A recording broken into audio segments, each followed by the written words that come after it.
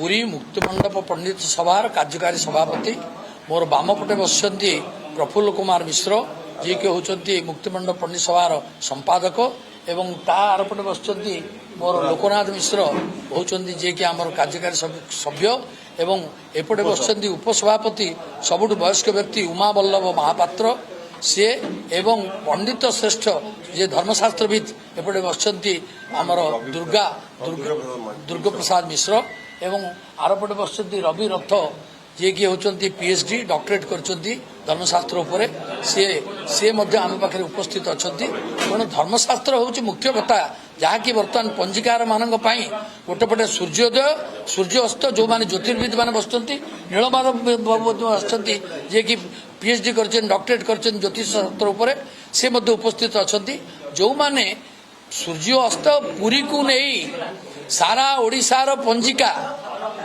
सारा ओडिशार पंजीकार माने पुरी को सूर्य पुरीर सूर्य सूर्य सूर्य पराग सूर्य अस्त एवं सूर्य उदय ए उदय को धरिकी सारा ओडिशार पंजिका माने कार्य करती एवं जो पंजिका मान को ओडिशा मंदिर प्रशासक जगन्नाथ महाप्रभुंकर मंदिर कार्यालय रे मुक्तिमंडप पंडित सभार समस्त पंडित माने बसी आकु नीति निर्धारण करती एवं प्रशासक उपस्थित रे नीति प्रशासक उपस्थित रे मध्य इथिपई समन्वय करने केतेबेले कोठी विभ्राट न हो सबु पंजीकार एवं सबु खड़ीरत्न जो माने खड़ीरत्न एवं पंजीकार मान को निमंत्रण करा जायतला तादरे केतक पंजीकार जानी शुणी आसिले नाही केतक खड़ीरत्न आसिक विदाय नहीं गले तेणु जो पंजीकार मानकर कथा रहिला सेठी नीति प्रशासक घोषणा करते जो माने ये जो समस्त तथ्य आम एकाकार करूँ ता भीतर जदि विरुद्ध तथ्य देवे ताहले तांग विरुद्ध आईनगत कार्यानुष्ठान ग्रहण करा जिवो किंतु जानी शुणी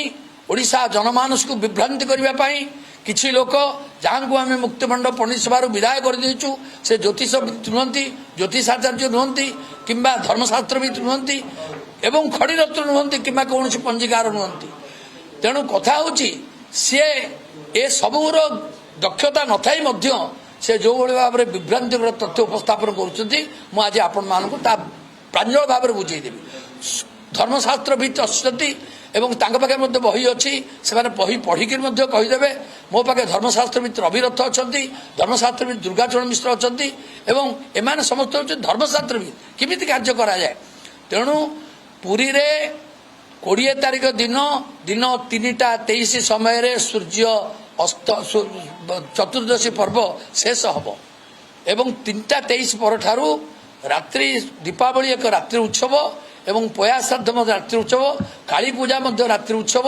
लक्ष्मी पूजा रात्रि उत्सव तेणु ये सब उत्सव को पालन करने 3:23 रु आरंभ हो संध्या समय संध्या एंटायर संध्या दीपावली जो अंधकार रात्रि से आम पया श्राद्ध करूँ एवं जो माने काली पूजा करती लक्ष्मी पूजा करती एवं तत्सहित दीपदान प्रक्रिया आरंभ हुए एवं आतशबाजी किसी अंशर करा जाए किंतु सूर्य पराग हो सूर्य अस्त हो परदिन 5:15 बेलू 16 बेलू एवं तापर अमावास्या तिथि 5:30 पर्यंत हो गोटे दंडक हूँ 24 मिनिट 24 मिनिट जदि समय ना 3 दंड रहा कथा एवं जदि थाए ताहले कार्यक्रम चतुर्दशी दिन पंचमी दिन पालन करा किंतु एक दंडरू कम हो 24 मिनिट रु कम हो मात्र 14 मिनिट रोथु से भली कार्यक्रम जो मैंने कर प्रकृति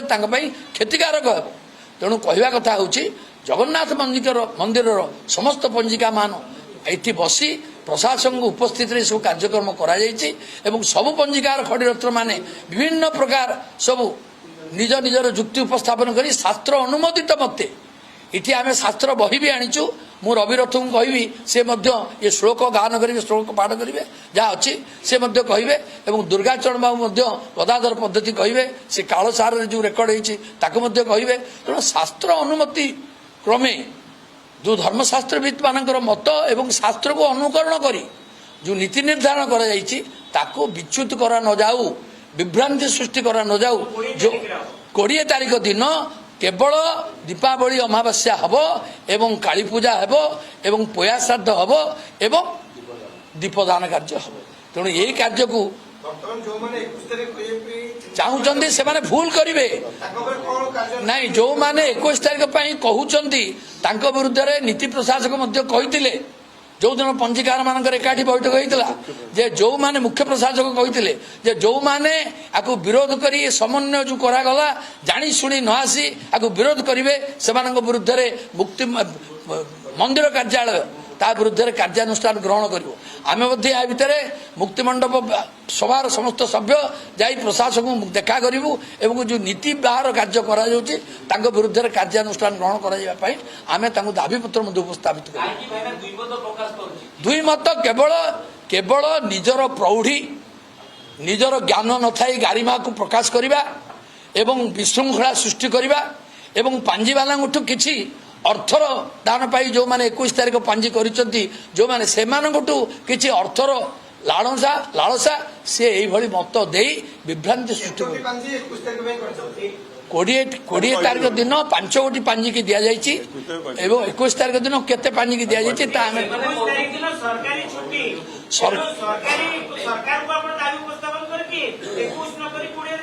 ଆମେ ମଧ୍ୟ ସରକାରଙ୍କ ପାଖରେ ଦାବି ଉପସ୍ଥାପନ କରୁଛୁ।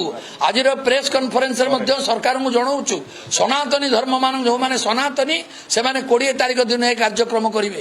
ଯେଉଁମାନେ ହିନ୍ଦୁ ପ୍ରାଣକୁ ଭଲ ପାଆନ୍ତି ହିନ୍ଦୁ ଯେଉଁମାନଙ୍କୁ ଦାବି କରନ୍ତି ସମସ୍ତେ 20 ତାରିଖ ଦିନ କରିବା ଉଚିତ। ସରକାର ଯଦି 21 ତାରିଖ ଦିନ ଏ ଯେଉଁ କ୍ୟାଲେଣ୍ଡରରେ ଆଗୁଆ ଛପା ହେଇଯାଉଛି ତାକୁ ଦେଖିକରି ଯଦି କାର୍ଯ୍ୟକ୍ରମ କରନ୍ତି ସରକାର ଆମକୁ ମାଗୁଛନ୍ତି ତିଥି ଆମେ ମଧ୍ୟ ତିଥି ଦେଉଛୁ କିନ୍ତୁ ତାକୁ ବ୍ୟତିକ୍ରମ କରି କୋଉଭଳି ଭାବରେ ତାକୁ 21 ତାରିଖ କରାଗଲା ମୁଁ ତା ବୁଝିପାରୁନି। ତେଣୁ ସରକାର ମଧ୍ୟ 20 ତାରିଖକୁ ଛୁଟି ଘୋଷଣା କରନ୍ତୁ।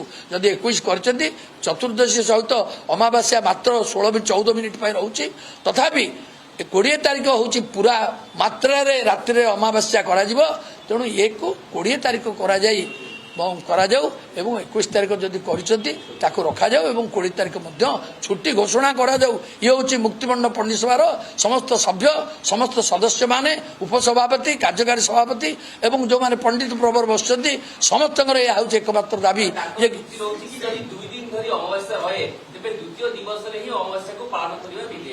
ବିଧେୟ କଥା ଯେଉଁମାନେ କହୁଛନ୍ତି ସେଥିପାଇଁ ଶାସ୍ତ୍ର ସହିତ ଆମେ ଆସିଛୁ। ଆପଣଙ୍କୁ ଶାସ୍ତ୍ର ଦେଖେଇବୁ। ଶାସ୍ତ୍ର ପାଠ କରିବେ ରବି ବାବୁ ଦୁର୍ଗାଚରଣ ବାବୁ 2 ଜଣ ଧର୍ମଶାସ୍ତ୍ରବିତ୍ ଯେଉଁମାନେ କି ଏଠି PhD କରିଛନ୍ତି ରବି ରଥ ନାରାୟଣ ବିଜେ ଶ୍ରୀମନ୍ଦିର ନାରାୟଣ ବିଜେ ସାଗର ବିଜେ ପର୍ବ ନୁହେଁ। ସାଗର ବିଜେ ହେଉଛି କେବଳ ମନ୍ଦିର ପାଇଁ ତାହା ଏକ ପର୍ବ ନୁହେଁ। ତାଙ୍କର ମଧ୍ୟ ଏଇ କଥାଟା ମଧ୍ୟ ତାଙ୍କର ପୂଜାମଣ୍ଡ ନିଜକୁ ଆମକୁ କହିସାରିଛନ୍ତି। ଏଇ ବିଷୟ ଆଲୋଚନା ବେଳେ ମନ୍ଦିର ଭିତରେ ଆପଣମାନେ ଉପସ୍ଥିତ ଥିଲେ କେତେବେଳେ ସେଇଦିନ ଆଜ୍ଞା ଚତୁର୍ଦଶୀ ପରେ ସବୁବେଳେ ଅମାବାସ୍ୟା ପଡେ ଏବଂ ଏଇଟା ମଧ୍ୟ ସବୁବେଳେ ପଡେ ଏଇଟା ବି ହୁଏ। ଯେହେତୁ ଆମର 21 ତାରିଖକୁ ମାତ୍ର 35-30 ମିନିଟ୍ 20 ମିନିଟ୍ କ'ଣ ଅଛି 14 ମିନିଟ୍ ଅଛି ଲେଖା ହେଇଛି ମଧ୍ୟ। ହଁ ଗଣନା ସେ କହିବେ ହଁ କହିବେ। ପ୍ରଦୋଷ କାଳରେ ମୁହୂର୍ତ୍ତ ଆମର ପ୍ରଦୋଷ କାଳର ମୁହୂର୍ତ୍ତ ହେଉଛି 3 ମୁହୂର୍ତ୍ତ 3 ମୁହୂର୍ତ୍ତ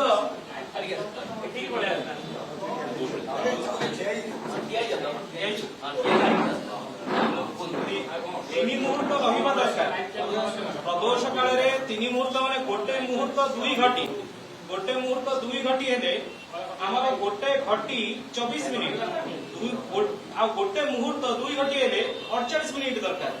ତାହେଲେ 3 ମୁହୂର୍ତ୍ତ ହେଲା ବେଳକୁ 2 ଘଣ୍ଟା ଉପରେ ସମୟ ଆମକୁ ଦରକାର ହଉଛି। ତାହେଲେ କେମିତି ଆମେ ତା ପରଦିନ 21 ତାରିଖ ଦିନ କେମିତି ପାଳନ କରିବା? ପ୍ରଦୋଷ କାଳରେ ଯଦି 3 ମୁହୂର୍ତ୍ତ ଗୋଟେ ଶ୍ରାଦ୍ଧ କରିବା ପାଇଁ ତାର କର୍ମକାଳ ଅଛି। ଶ୍ରାଦ୍ଧ କରିବାର କର୍ମକାଳ ସମୟରେ ଯଦି ମୁହୂର୍ତ୍ତ ପ୍ରାପ୍ତି ହଉନାହିଁ ତାହେଲେ ଆମେ ସେ ଶ୍ରାଦ୍ଧ କେମିତି କରିବା? ସାୟଂକାଳରେ ମାତ୍ର 5:16 ମିନିଟ୍ରେ ସୂର୍ଯ୍ୟାସ୍ତ ହେଉଛି 21 ତାରିଖ ଦିନ। ଆଉ ତିଥି ସରୁଛି ଅମାବାସ୍ୟା ତିଥି ସରୁଛି 5:32 ମିନିଟ୍ରେ କୋଟି 5:30 ମିନିଟ୍ରେ 30 ମିନିଟ୍ରେ ମାତ୍ର ମାନେ 15 ମିନିଟ୍ର ଗ୍ୟାପ୍ 15 ମିନିଟ୍ରେ ଗୋଟେ ଶ୍ରାଦ୍ଧ ସରିଯିବ କି? କେବେ ବି ଅସମ୍ଭବ କଥା। ନିଶ୍ଚିତ ଭାବରେ ତାର ମୁଖ୍ୟ କାଳ ଆଉ ଗୌଣ କାଳ ଦିଟାକୁ ଆମକୁ ଦେଖିବା ଦରକାର। ମୁଖ୍ୟ କାଳ ରହୁଛି ପୂର୍ବ ଦିନ ପରଦିନକୁ ପାଉନାହିଁ ତାହେଲେ ଆମେ ପରଦିନ କେମିତି କରିବା? जो पांजीरे भूल बशतः लिखि देइचंती सेमाने तांकर पंचांगକୁ संशोधन କରିବା दरकार ଆଉ ଯୋଉଠି ସଠିକ ଭାବରେ ଲେଖା ଯାଇଛି 20 ତାରିଖରେ ଆମେ ଯେତେବେଳେ पंडित महोदय जो कथा कहते कार्यकारी सभापति महोदय प्रदोष काल गोटे प्रदोष काल गोटे सीमित समय रही है एवं से समय भितर श्राद्ध सर तो ये गोटे बड़ प्रश्न धर्मशास्त्र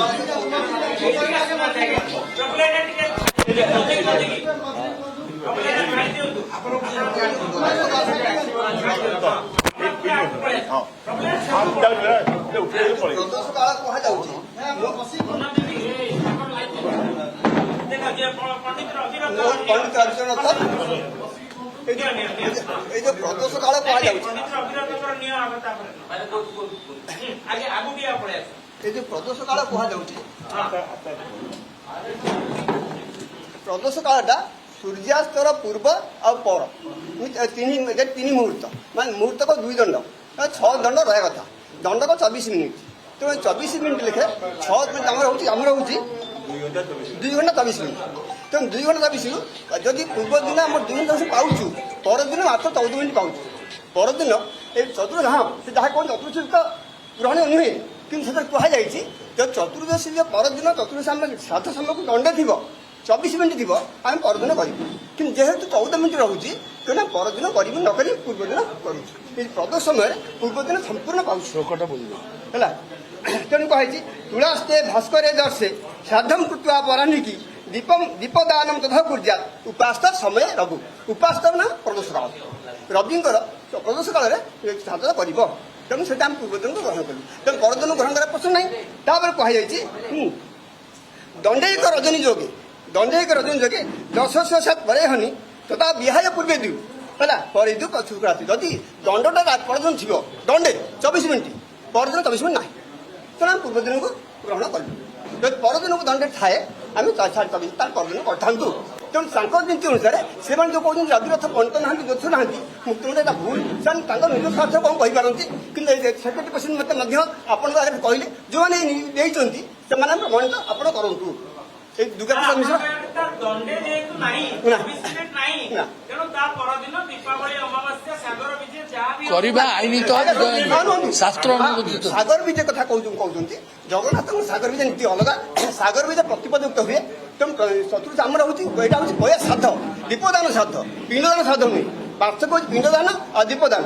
ପରଦିନ ଯେଉଁମାନେ ଶ୍ରାଦ୍ଧ କରିନଥିବେ ଏବଂ ନିୟମରେ ଥିବେ ପରଦିନ ଶ୍ରାଦ୍ଧ କରିବେ, ଅମାବାସ୍ୟା ପରଦିନ କରିବେ, সোমবার মানে মঙ্গলবার দিন। কিন্তু যে দীপদান করবে দীপদানটা রাত্রি হুয়ে, পরদিন চন্দ্র উদয় হয়েছে, দণ্ডକୁ সূর্য চন্দ্র উদয় গলে চন্দ্র যদি উদয় হয়ে পিতৃ ଲୋକମାନେ ଅଭିଶାପ ଦେଇ ପିଲାଙ୍କୁ ପଳାନ୍ତି। ତେଣୁ ସେଦିନ ଆମେ ଦୀପଦାନ ଦେଇପାରିବୁ।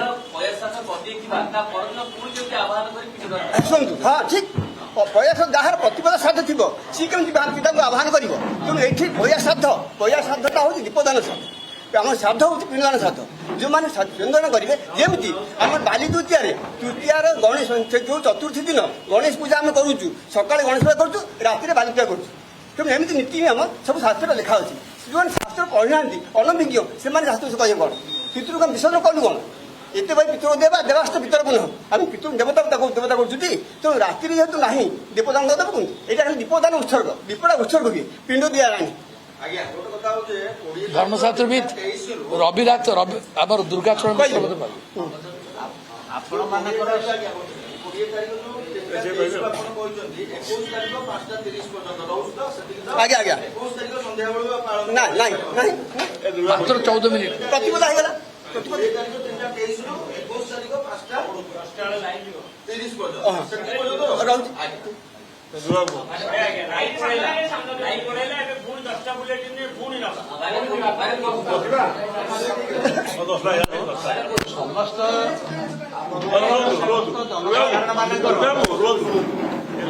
ସମସ୍ତ ଜନସାଧାରଣଙ୍କର ମାନବ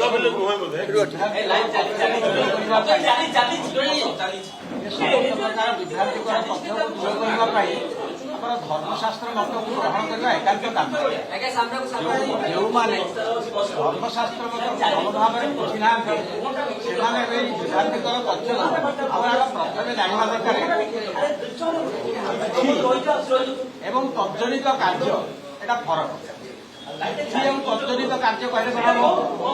ଆପଣମାନେ ସମସ୍ତେ ଆପଣମାନେ ସମସ୍ତେ ବୁଝନ୍ତି ଯେ ଅମାବାସ୍ୟା ତିଥିରେ ପୟା ଶ୍ରାଦ୍ଧ କରାଯାଏ ଏବଂ ଅମାବାସ୍ୟା ତିଥିରେ ମଧ୍ୟ ଶ୍ରାଦ୍ଧ କରାଯାଏ। ଟିକେ ଏଇ ବାବଦରେ ମୁଁ ଆପଣମାନଙ୍କୁ ସୂଚେଇ ଦେଉଛି ଯେ ତିଥି ଆଉ କାର୍ଯ୍ୟ ଇଏ ଫରକ। ଆଗକୁ ଦେଖ ନା ତିଥି 60 ଦଣ୍ଡ ଭୋଗ କରିବ। ସେଣିକି ଯାଆନ୍ତୁ। ତିଥି ଯେତେବେଳେ 60 ଦଣ୍ଡ ଭୋଗ କରୁଛି ସେତେବେଳେ ପୂର୍ବଦିନ ପରଦିନକୁ ମଧ୍ୟ ତିଥି ରହୁଛି। ଆପଣମାନେ ଜାଣିଥିବେ ଆମେ 5 ଗୋଟି ପାଞ୍ଜିକୁ ସଂଶୋଧନ କଲାବେଳେ ଆମର ବିଶିଷ୍ଟ ଜ୍ୟୋତିର୍ବିଦ ମାନେ ଗଣନା କରି ତିଥି ନିର୍ଣ୍ଣୟ କରିଦେଇଛନ୍ତି। ଯେଉଁ ତିଥିରେ ଯେଉଁ କାର୍ଯ୍ୟ କରାଯିବା କଥା ତାହାକୁ ଆମେମାନେ ସବୁ ବିଚାର କରିଛୁ। ଅମାବାସ୍ୟାରେ ଶ୍ରାଦ୍ଧ କରାଯାଏ ଏବଂ ଯିଏ ବୁଝିଛି ଅମାବାସ୍ୟାର ଶ୍ରାଦ୍ଧ ସେ ଶ୍ରାଦ୍ଧ କେତେ ପ୍ରକାର, ତା ଭିତରେ ଗୋଟେ ପିଣ୍ଡଦାନ ଶ୍ରାଦ୍ଧ ଏବଂ ଗୋଟେ ପୟା ଶ୍ରାଦ୍ଧ ଦୀପଦାନ ଶ୍ରାଦ୍ଧ। ତାକୁ ପୟା ଶ୍ରାଦ୍ଧ ବୋଲି ବିବେଚନା କରାଯାଇଛି ଏଇ ଦୀପାବଳି ଅମାବାସ୍ୟାରେ। କାହିଁକି ନା ଏଥିରେ ଦୀପଦାନ ଶ୍ରାଦ୍ଧ କରାଯାଏ, ପିଣ୍ଡ ଜନିତ ଶ୍ରାଦ୍ଧ ଏଥିରେ ନାହିଁ। ପିଣ୍ଡ ଜନିତ ଶ୍ରାଦ୍ଧ ଯାହାର ଥିବ ସେ ଶ୍ରାଦ୍ଧ କାହାର ଥିବ ଏକଦିଷ୍ଟ ଶ୍ରାଦ୍ଧ, କାହାର ଥିବ ପାର୍ବଣ ଶ୍ରାଦ୍ଧ। କିନ୍ତୁ ଅମାବାସ୍ୟାରେ ଉଭୟ ଶ୍ରାଦ୍ଧ ପାର୍ବଣ ବିଧିରେ କରାଯାଏ। ଯୋଉମାନଙ୍କର ପିଣ୍ଡଦାନ ଶ୍ରାଦ୍ଧ ସେମାନେ କେତେବେଳେ କରିବେ ନା ପିଣ୍ଡଦାନ ଶ୍ରାଦ୍ଧ ତିଥି ଥିବାର ଯୋଉ ତିଥିରେ ସେ କରିବେ ସେଦିନ ଅପରାହ୍ନକୁ ବ୍ୟାପିକିରି ତିଥି ଥିବ। ତେଣୁ ଯୋଉ ତିଥିରେ ଯାହା କରା କର୍ମଣ ଯସ୍ୟ ଯଃ କାଳ ତତ୍କାଳ ବ୍ୟାପିନୀ ତିଥି। ଯୋଉ କର୍ମର ଯୋଉ କାଳ ଅର୍ଥାତ ସମୟ ସେଇ ସମୟ ପର୍ଯ୍ୟନ୍ତ ଯଦି ସେଇ ତିଥି ବ୍ୟାପିକିରି ଥିବ ତାହେଲେ ସେହି କାର୍ଯ୍ୟ କରାଯାଇ ପାରିବ, ତଦଥା କରାଯାଇ ପାରିବ ନାହିଁ, କଲେ ନିରର୍ଥକ। ଯୋଉ କାର୍ଯ୍ୟ ଆପଣ କରିବେ ଆପଣଙ୍କର ତିଥି ନଥିବ, ଆପଣଙ୍କର ପିତୃଙ୍କ ଶ୍ରାଦ୍ଧ ଅମାବାସ୍ୟା ତିଥିରେ ଆପଣ ତାକୁ ଚତୁର୍ଦ୍ଦଶୀରେ କରିବେ, ତାହା ଭୁଲ ହବ, ସେକୁ ପିତୃପୁରୁଷ ଗ୍ରହଣ କରିପାରିବେ ନାହିଁ। ତେଣୁ ସିଏ ଯୋଉ ଯୁକ୍ତି ଦର୍ଶଉଛନ୍ତି ଯେ ଆମେ ଅମାବାସ୍ୟାର ଶ୍ରାଦ୍ଧକୁ ଆଗ ନ କରି ପୟା ଶ୍ରାଦ୍ଧକୁ ଆଗ କରି କେମିତି ଆମେ ପିତୃଙ୍କୁ ଫେର ପଛରେ ପିଣ୍ଡଦାନ କରିବୁ, ପିତୃ ପଳେଇ ଯାଇଥିବେ, କୁଆଡେ ପଳେଇ ଯାଇଥିବେ ଆଗ ବୁଝିବା ଦରକାର। ପିତୃ କେତେବେଳେ ଯାଆନ୍ତି, ଏଇଟା କୋଉ ଶ୍ରାଦ୍ଧ, ସେଟା ଯଦି ଦିନିକିଆ ଶ୍ରାଦ୍ଧ ହେଇଥିବ ଯାହାର ସେ ଗୋଟେ ଉଦାହରଣ ଦେଇଥିଲେ ଯେ ଯୋଉମାନଙ୍କର ଶ୍ରାଦ୍ଧ ବିଘ୍ନ ଘଟିଥିବ ଦୀପାବଳି ଅମାବାସ୍ୟାରେ ସେମାନେ ଶ୍ରାଦ୍ଧ କରିବେ ପୟା ଶ୍ରାଦ୍ଧ ଅମାବାସ୍ୟା ଦିନ। କଣ କରିବେ? ପିଣ୍ଡଦାନ ଶ୍ରାଦ୍ଧ କରିବେ ସେମାନେ ବାଧ୍ୟ। କିନ୍ତୁ ସେମାନେ ଯେ ପିଣ୍ଡଦାନ ଶ୍ରାଦ୍ଧ କରିବାକୁ ଯୋଗ୍ୟ ତ, ତେଣୁ ସେମାନେ ଆଗ ବୁଝିବା ଦରକାର ଶ୍ରାଦ୍ଧ କେତେ ପ୍ରକାର, କୋଉ ଶ୍ରାଦ୍ଧ କେତେବେଳେ କରାଯାଏ, କଣ କରାଯାଏ, ତାହା ଏମାନେ ଭଲ ଭାବରେ ବୁଝି ନାହାନ୍ତି। ନ ବୁଝିକିରି ଯେଉଁ ମନ୍ତବ୍ୟ ଦଉଛନ୍ତି ତାହା ସମ୍ପୂର୍ଣ୍ଣ ଭୁଲ। କାରଣ ଧର୍ମଶାସ୍ତ୍ରରେ ସବୁବେଳେ ମତ ଗୁଡ଼ିକ ପରମତ ଗୁଡ଼ିକ ଗ୍ରହଣୀୟ। ବିଭିନ୍ନ ପ୍ରକାର ବିଦ୍ୱାନ ମାନଙ୍କର ଆଲୋଚନା ହେବ, ଆଲୋଚନା ସରିଲା ପରେ ତାର ସାର ନିର୍ଯାସ ଗୋଟିଏ ବାହାରିବ। ଯେଉଁ ସାର ନିର୍ଯାସରେ ଦେଖନ୍ତୁ ସବୁବେଳେ ଆମର କୁହାଯାଉଛି, ସେ କହୁଛନ୍ତି ପ୍ରଦୋଷକୁ ମାନୁଛନ୍ତି, ପ୍ରଦୋଷ ତ୍ରିମୁହୂର୍ତ୍ତାଦ ବ୍ୟାପିନୀ ପ୍ରଦୋଷ। ତ୍ରିମୁହୂର୍ତ୍ତ କହିଲେ 6 ଦଣ୍ଡକ, ମୁହୂର୍ତ୍ତକ 2 ଦଣ୍ଡ, ତ୍ରିମୁହୂର୍ତ୍ତ କହିଲେ 6 ଦଣ୍ଡ। 6 ଦଣ୍ଡ ଯଦି ଗୋଟେ ତିଥି ବ୍ୟାପିକିରି ଥିବ ତାହେଲେ ସେଦିନ ସେଇ କାର୍ଯ୍ୟ କରାଯିବ। ଇଏ ମତ ଆସିବା ପରେ ସର୍ବଶେଷରେ ଗୋଟିଏ ମତକୁ ତାଙ୍କର ଆଲୋଚନା ସରିବା ପରେ ବିଭିନ୍ନ ପ୍ରକାର ଶାସ୍ତ୍ର ଆଲୋଚନା ସରିବା ପରେ ଗୋଟିଏ ମତ ସେ ଦେଖିଲେ 6 ଦଣ୍ଡ ଗୋଟେ ତିଥି ବ୍ୟାପିକିରି ରହିପାରିବ ନାହିଁ, ତାହା କାର୍ଯ୍ୟରେ ସମ୍ଭବପର ନୁହଁ। ତେଣୁ କଣ କରାଯାଇ ପାରିବ ନା ସେଠି ଗୋଟିଏ ଲାଷ୍ଟ ପଦ ଲେଖିଲେ ଦଣ୍ଡେଇକେ ରଜନୀ ଯୋଗେ ଦର୍ଶ ସ୍ୟାତ୍ ପରେ। ଗୋଟିଏ ଦଣ୍ଡ ଯଦି ରଜନୀକୁ ଯୋଗ ଥିବ, ପ୍ରଦୋଷ ଆଉ ରଜନୀ ଯୋଉମାନେ ପାଇଟ୍ ଦଉଛନ୍ତି, ଯୋଉମାନେ ମୁଁ ହରିଶଙ୍କର ମିଶ୍ରଙ୍କୁ ଆହ୍ୱାନ କରୁଛି, ସେ ଯେତେବେଳେ ଲେଖୁଛନ୍ତି ଜ୍ୟୋତିର୍ବିଦ, ମୁଁ ବି ଜାଣିପାରୁନି ସେ ଜ୍ୟୋତିର୍ବିଦ ହେଇକି କିନ୍ତୁ ଜ୍ୟୋତିଷ ବଚନକୁ ସେମାନେ ଉଲ୍ଲଂଘନ କରୁଛନ୍ତି।